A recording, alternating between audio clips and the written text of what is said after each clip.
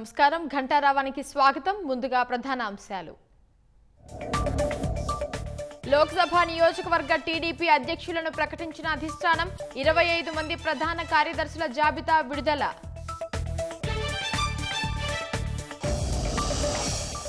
అధ్యక్ష నియామకంలో సామాజిక న్యాయానికి పెద్దపీట.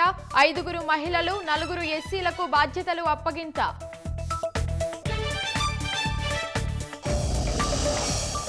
కాంగ్రెస్ హయాంలో ధ్వంసమైన వ్యవస్థల్ని సరిచేస్తున్నాం. మూతపడిన యూరియా పరిశ్రమలను తెరిపిస్తున్నామన్న ప్రధాని.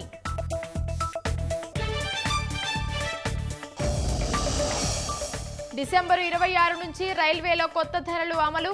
215 కిలోమీటర్లు దాటితే జనరల్ టికెట్ పై పైసా పెంపు.